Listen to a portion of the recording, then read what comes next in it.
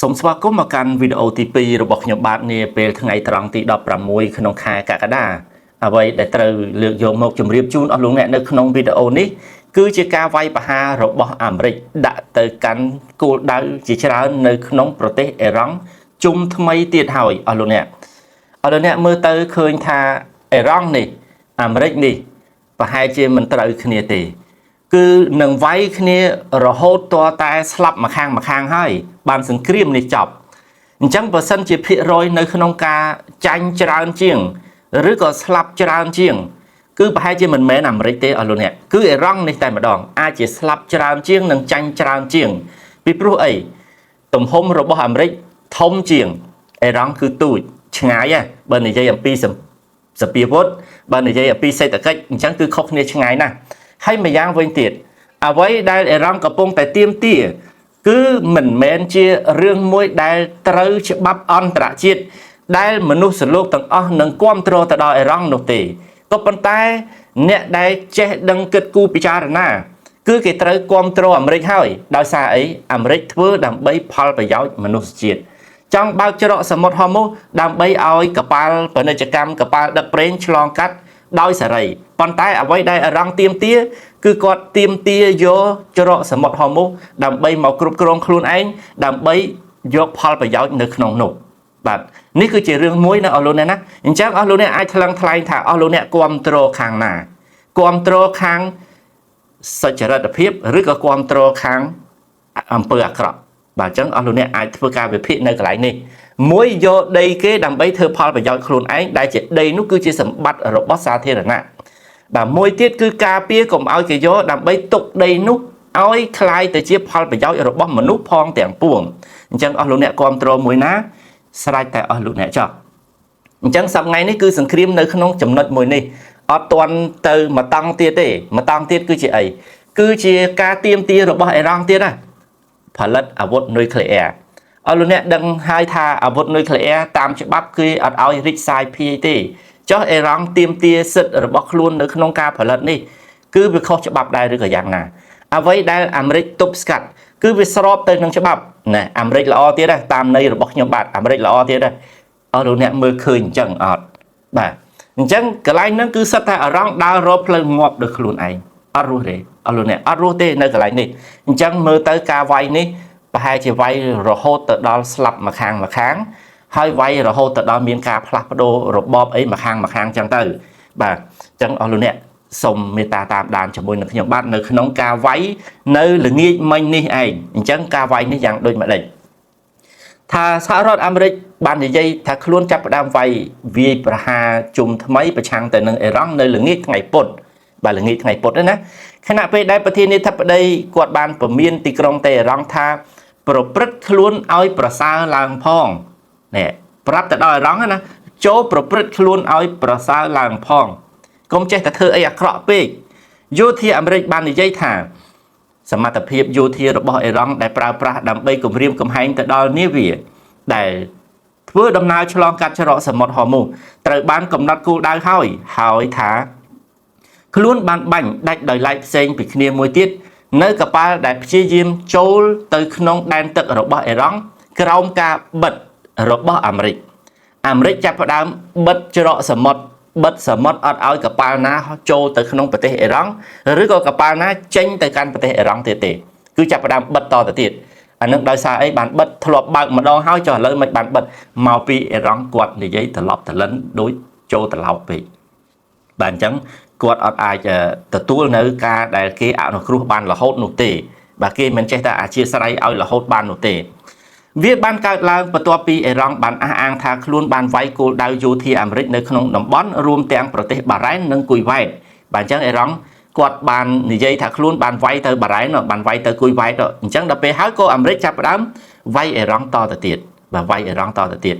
បាទអញ្ចឹងនៅក្នុងការវាយដែលខ្ញុំធ្វើវីដេអូទី1ជម្រាបជូនអស់លោកអ្នកនោះគឺឃើញថាវាយរហូតដល់7ម៉ោងបានចប់គឺវាយយូរមែនតែនច្រើនមែនតែន7ម៉ោងបានចប់ចុះដល់ពេលវាយលើកនេះទៀតគឺវាយរហូតទៅដល់90នាទីមានន័យថា1ម៉ោងកន្លះបាទវាយលើកនេះគឺវាយ1ម៉ោងកន្លះតែម្ដងហើយទន្ទឹមនឹងនេះអ្នកចរចាកម្ពុជារបស់អ៊ីរ៉ង់គឺលោក Mohammad Bagher Ghalibaf គាត់បាន ប្រាប់ប្រព័ន្ធផ្សព្វផ្សាយរបស់អេរ៉ង់ថាគ្មានហេតុផលអ្វីដើម្បីគោរពកិច្ចព្រមព្រៀងនោះទេណាលោកកាលីបាសគាត់ថាអត់ត្រូវគោរពព្រមព្រៀងទេប្រសិនបើខ្លួនទទួលបានអត្ថប្រយោជន៍ពីវាគាត់អត់ចាំបាច់គោរពព្រមព្រៀងទេកិច្ចព្រមព្រៀងអីគាត់ត្រូវតែទុកចោលឬក៏ហែកចោល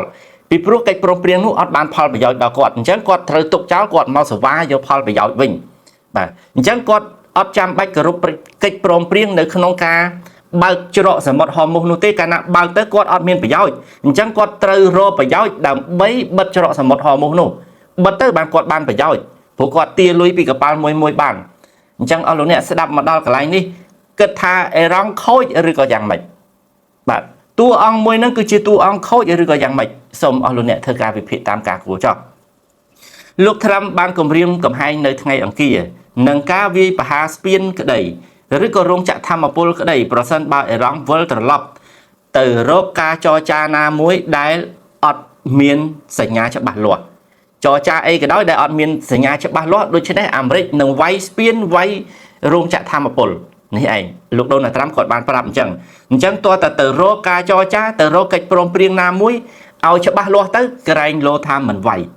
ក្រែងលោថាយើងអាចចរចាទៅជាមួយគ្នាតទៅទៀតបានឲ្យច្បាស់លាស់ចឹងទៅចុះបើលោក Galibaf គាត់ដែលជាអ្នកចរចាហ្នឹងគាត់ថាគាត់អត់ចាំបាច់គោរពតាមកិច្ចព្រមព្រៀងណាទេពីព្រោះវាអត់បានផលប្រយោជន៍អញ្ចឹងគាត់ស្វែងរកផលប្រយោជន៍មុនបាទអញ្ចឹងនេះគឺជាអ្វីដែលមើលទៅច្បាស់ជាស្ពានក្តីឬក៏រោងចក្រធម្មពលក្តីនេះគឺជាការគម្រាមកំហែងរបស់អាមេរិកទៀតហើយនៅពេលដែលសួរថាព័ត៌មានកាលពីថ្ងៃពុធថាតើគាត់នឹងផ្ដល់ការផុតកំណត់អ្វីខ្លះឬក៏អត់មានន័យថាមានដាក់ថ្ងៃខែអសានវត្តអីទៀតឬក៏អត់លោកដូណាល់ត្រាំគាត់បាននិយាយថាខ្ញុំមិនចូលចិត្តដាក់ថ្ងៃអសានវត្តឬក៏ថ្ងៃផុតកំណត់ទេក៏ប៉ុន្តែពួកគេដឹងហើយពួកគេដឹងរឿងថាពួកគេប្រព្រឹត្តខ្លួនឲ្យបានល្អទៅអញ្ចឹងកាលណាប្រព្រឹត្តខ្លួនឲ្យបានល្អពេលណាគឺបទឈប់បាញ់នឹងមាននៅពេលនោះអត់ចាំបាច់ដាក់ថ្ងៃសន្និបាតឲ្យទេថ្ងៃផុតកំណត់អីឲ្យទេគឺអញ្ចឹងឯងលោកដូណាល់ត្រាំគាត់បាននិយាយទោះជាយ៉ាងណាក៏ដោយលោក Galibaf គាត់បាននិយាយថាសន្តិសុខជាតិរបស់អេរ៉ង់គឺពឹងផ្អែកទៅលើអេរ៉ង់នៅក្នុងការរក្សានិងរៀបចំច្រកសមុទ្រហមុសអញ្ចឹងគាត់ថាសន្តិសុខជាតិរបស់គាត់តើតើគាត់យកច្រកសមុទ្រហមុសបានរៀបចំច្រកសមុទ្រហមុសបានអាហ្នឹងគឺជាតិរបស់គាត់មានសន្តិសុខហើយយកបានអត់ឥឡូវនេះវាហួសហេតុពេក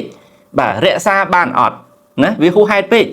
ដូច្នេះប្រហែលជាជាតិរបស់គាត់លែងមានសន្តិសុខហើយនៅពេលហ្នឹងគឺត្រូវបានគេវាយរហូតឲ្យតែគាត់ហើយនៅតែសវាយកអ្វីដែលមិនមែនជាសម្បត្តិរបស់គាត់អស់លោកអ្នកណាអញ្ចឹងអស់លោកអ្នកឃើញហើយអ្នកដែលចង់បានដីរដ្ឋអ្នកដែលចង់បានដីសាធារណៈយកធ្វើជាកម្មសិទ្ធិរបស់ផងខ្លួនណាវាតែងតែយ៉ាងម៉េចតែងតែមានទោសទណ្ឌតែងតែគេយកត្រឡប់មកវិញហើយតែងតែបំផ្លាញខាតពេលវេលាទ្រព្យសម្បត្តិរបស់ខ្លួនដែលបានដាក់នៅលើដីនោះទៀតឲ្យតែដីនោះជាដីសាធារណៈជាដីរបស់រដ្ឋអញ្ចឹងអានេះដីរបស់អន្តរជាតិអញ្ចឹងដូចគ្នាអញ្ចឹងវាតែងតែខាតពេលវេលាបំផ្លិចបំផ្លាញខ្លួនឯងនឹងឯងអរលោកអ្នកណាលោកបានបន្ថែមថាការចរចារួមជាមួយនឹងសង្គ្រាមគឺជាផ្នែកមួយនៃយុទ្ធសាស្ត្រតស៊ូរបស់អេរ៉ង់ខណៈពេលដែលខ្លួនចូលរួមនៅក្នុងចំនួន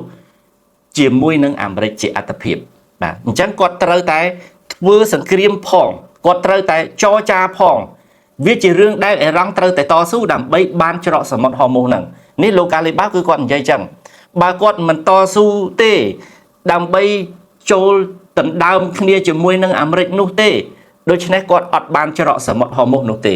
អញ្ចឹងគាត់ធ្វើសង្គ្រាមនេះហេតុអីបានជាគាត់ប្រើពាក្យអញ្ចឹងដោយសារគាត់ដឹងថាខ្លួនឯងខុសហើយបានជាគាត់ធ្វើសង្គ្រាមដើម្បីវាយយកបើសិនជាខ្លួនឯងត្រូវជារបស់ខ្លួនវិញអត់ចាំបាច់ធ្វើសង្គ្រាមនេះដើរចូលទៅយកតែម្ដងយកដោយពេញមុខពេញមាត់យកដោយមានសិទ្ធិគ្រប់គ្រាន់ទៅកាន់កាប់តែម្ដងអានឹងឲ្យទៅជារបស់ខ្លួនប៉ុន្តែនេះមិនមែនជារបស់ខ្លួនទេដូច្នេះគាត់ត្រូវតែប្រកាសទៅដល់អ្នកតស៊ូរបស់គាត់ត្រូវតែតស៊ូដើម្បីយកវាឲ្យបានអរលោកអ្នកអញ្ចឹងបានថាមើលទៅថ្ងៃក្រោយអេរ៉ង់រលាយឬក៏អេរ៉ង់ត្រូវបដូររបបបើសិនជានៅតែប្រកាន់ចរិតបែបដូចនេះនេះគឺខ្ញុំបញ្ជាក់ឲ្យច្បាស់ជូនអស់លោកអ្នកអញ្ចឹងតែម្ដង រឿងនេះគឺជារឿងដែលត្រូវតែវិភាគឲ្យបានច្បាស់ណាស់មិនមែនជារឿងមួយគ្រាន់តែស្ដាប់ចោលនោះទេឲ្យលោកអ្នកការគម្រាមកំហែងពីមុនរបស់ Trump ថាតលាក់គ្រាប់បែកទៅលើហេដ្ឋារចនាសម្ព័ន្ធស៊ីវិលរបស់អ៊ីរ៉ង់ត្រូវបានធ្វើឡើងនៅក្នុងខែមេសាក៏បានតាក់ទាញពីការថ្កោលទោសរបស់ប្រធានសិទ្ធិមនុស្សអង្គការសហប្រជាជាតិគឺលោក Volker Turk ដែលគាត់បាននិយាយថាក្រមច្បាប់អន្តរជាតិបើការវាយប្រហារណាមួយដោយចេតនាទៅលើជនស៊ីវិលនិងហេដ្ឋារចនាសម្ព័ន្ធស៊ីវិលនោះគឺជាឧក្រិដ្ឋកម្មសង្គ្រាមហើយបើអញ្ចឹងបើសិនជាវាយស្ពានបើសិនជាវាយរោងចក្រធម្មពលប៉ះពាល់ទៅដល់ជនស៊ីវិលនោះគឺជាឧក្រិដ្ឋកម្មសង្គ្រាមហើយបាទពួកអ៊ីរ៉ង់គាត់អត់ខ្លាចទេនឹងយកទាំងអស់នោះដើម្បីបដូរពួកគាត់យល់ថាសាច់ឈាមរបស់ពួកគាត់ត្រូវតែលះបង់ដើម្បីឲ្យបានច្រកសមុទ្រមកអញ្ចឹងបើវាយស្ពានវាយទៅបើវាយរោងចក្រធម្មពលវាយទៅបើប៉ះពាល់ទៅដល់ជនស៊ីវិលក៏ប៉ះពាល់ទៅបើគាត់ខ្លាចគាត់មិនមែនឲ្យប្រជាជនទៅឈរកាន់ដៃគ្នាធ្វើជាចង្វាក់ដើម្បីការពាររោងចក្រធម្មពលនុយក្លេអ៊ែរនោះទេបើគាត់ខ្លាចមេដឹកនាំគេគ្រប់គ្នាពេលដែលមានបញ្ហាអសន្តិសុខឬក៏មិនមានសុវត្ថិភាពគេតែងតែឲ្យកូនចៅគេតែងតែឲ្យប្រជាជនរបស់គេរកកន្លែងពួនប៉ុន្តែអ៊ីរ៉ង់អត់ទេណាខុសគ្នាអស់លោកអ្នកកន្លែងណាដែលអសវត្ថិភាពខ្លាំងមានគ្រោះថ្នាក់ខ្លាំងរុញចូលរឹតតែខ្លាំងបាទគាត់រុញថែមឲ្យទៅការពារនៅទីនោះដូចរុស្ស៊ីអញ្ចឹងដឹងថាកន្លែងហ្នឹងចូលទៅស្លាប់ហើយអត់ទេរុញចូលរុញឲ្យស្លាប់តែម្ដងគិតទៅកុម្មុយនីគេធ្វើការអញ្ចឹងអស់លោកអ្នកណោះគេអត់ស្ដាយពីជីវិតមនុស្សទេរឿងកុម្មុយនីគេធ្វើការអញ្ចឹងតែម្ដងកន្លែងណាដឹងថាគ្រោះថ្នាក់ហើយរុញថែមរុញឲ្យស្លាប់តែម្ដងអត់មានរកកន្លែងការពារទេបាទអស់លោកអ្នកសូមបន្តទៅទៀតការវាយប្រហារចុងក្រោយបំផុតរបស់សហរដ្ឋអាមេរិកដែលបានសម្គាល់ជាលើកទី2ដែលយោធារបស់ខ្លួនបាននិយាយថាខ្លួនបានអនុវត្តនៅក្នុងអំឡុងពេលថ្ងៃពុធពេលល្ងាចដោយបាននិយាយថាវាបានធ្វើឲ្យសមត្ថភាពរបស់អ៊ីរ៉ង់នៅក្នុងការវាយប្រហារទៅលើការដឹកជញ្ជូនពាណិជ្ជកម្មនៅច្រកសមុទ្រហ័រមូសឲ្យចុះខ្សោយបន្ថែមទៀតកាលពីព្រឹកមិញនេះអញ្ចឹងព្រឹកមិញនេះខាងអាមេរិកគឺគាត់និយាយអញ្ចឹងគាត់និយាយថាវាយដើម្បីឲ្យចុះខ្សោយថែមទៀតហើយរយៈពេលនៃការវាយប្រហារគឺ90នាទីស្មើនឹង1ម៉ោងកន្លះត្រូវបានអនុវត្តឡើងដើម្បីកំណត់គោលដៅទៅលើឆ្នេរសមុទ្រអ៊ីរ៉ង់និងកន្លែងផ្ទុកដូចជាកន្លែងបាញ់ប្រហោះមីស៊ីលមានន័យថាឃ្លាំងមីស៊ីលកន្លែងបាញ់ប្រហោះមីស៊ីលនៅលើកោះមួយដែលមានឈ្មោះថា Greater Tap នេះបើយោងតាមមេបញ្ជាការរបស់ទីបញ្ជាការកណ្ដាលអាមេរិកទីបញ្ជាការកណ្ដាលអាមេរិកក៏បាននិយាយផងដែរថាខ្លួនបានបដូរទិសដៅនាវាពាណិជ្ជកម្ម2គ្រឿងចាប់តាំងពីការដាក់ចេញនៅការបិទនៅកំពង់ផែរបស់អ៊ីរ៉ង់នៅល្ងាចថ្ងៃអង្គារមកបើអញ្ចឹងល្ងាចថ្ងៃអង្គារមកគឺម៉ោង4ល្ងាចថ្ងៃអង្គារហ្នឹងគឺគាត់ចាប់ផ្ដើមបិទកំពង់ផែរបស់អ៊ីរ៉ង់ហើយអត់ឲ្យនាវាចេញចូលទេអញ្ចឹងក៏ស្រាប់តែមាននាវា2គ្រឿងដែលអាមេរិកវាយឲ្យដូរទិសកុំចូលកុំចេញមួយចង់ចូលអាមេរិកវាយទៅបកទៅវិញមួយចង់ចេញអាមេរិកវាយទៅបកទៅកំពង់ផែអ៊ីរ៉ង់វិញអញ្ចឹងនេះគឺជារឿងដែលគ្រាន់តែគាត់បិទច្រកសមុទ្រនេះភ្លាមបិទកំពង់ផែនេះភ្លាមឃើញនាវា2ដែលត្រូវបានវាយហើយអត់ទាន់បាន24ម៉ោងផងគឺចាប់ផ្ដើមបានវាយ2គ្រឿងទៅហើយដើម្បីឆ្លើយតបទៅនឹងការបន្តនៃការបិទរបស់សហរដ្ឋអាមេរិកឆ្មាំបដិវត្តអ៊ីស្លាមអ៊ីរ៉ង់បានប្រមានទៅដល់សហរដ្ឋអាមេរិកថាខ្លួនគួរតែរំពឹងថានឹងមានការបិទផ្លូវចេញប្រេងនិងអូស្មန်បន្ថែមទៀតដើម្បីបម្រើផលប្រយោជន៍របស់អាមេរិកនិងសម្ព័ន្ធមិត្តរបស់អាមេរិកអញ្ចឹងបើឃើញអាមេរិកហើយបិទច្រកសមុទ្រឆ្នេរសមុទ្រកំពង់ផែអ៊ីរ៉ង់នេះដូច្នេះឆ្មាំបដិវត្តអ៊ីស្លាមអ៊ីរ៉ង់នេះគឺគាត់និយាយថាគាត់នឹងបិទច្រកសមុទ្រហ័រមូសដែរបិទឲ្យជាប់កុំឲ្យសម្ព័ន្ធមិត្តរបស់អាមេរិកក្តីឬក៏ផលប្រយោជន៍របស់អាមេរិកក្តីឆ្លងកាត់ច្រកសមុទ្រហ័រមូសបានបាទប៉ុន្តែខាងអ៊ីរ៉ង់នោះមិនបញ្ជាក់ថានឹងបិទដល់ពេលណាទេនឹងបិទដោយវិធីអ្វីទេនឹងបិទយ៉ាងម៉េចឲ្យជាប់នោះទេបាទនេះគឺជារឿងមួយដែលគាត់ឆ្លើយតបទៅនឹងការបិទច្រកសមុទ្ររបស់អ៊ីរ៉ង់នេះឯងបាទអរលោកអ្នកអញ្ចឹងនេះគឺជាស្ថានភាពនៃការវាយបន្ថែមទៀតគឺវាយ90នាទីបាទវាយ90នាទីរបស់អាមេរិកដាក់ទៅដល់គោលដៅឃ្លាំងផ្ទុកមីស៊ីលផងកន្លែងបាញ់មីស៊ីលផងរបស់អ៊ីរ៉ង់នេះឯងបាទអញ្ចឹងយ៉ាងណាជាការវាយប្រហារនេះយ៉ាងណានៅក្នុងសង្គ្រាមមួយនេះអស់លោកអ្នកអាចធ្វើការវិភាគចុះអ្នកណាយ៉ាងម៉េចអ្នកណាល្អអ្នកណាអាក្រក់គឺអស់លោកអ្នកមើលឃើញច្បាស់លាស់សង្ឃឹមថាអស់លោកអ្នកទទួលជ្រាប ដោយរីករាយហើយក៏សូមអរគុណជួបគ្នានៅក្នុងវីដេអូថ្មីទៀត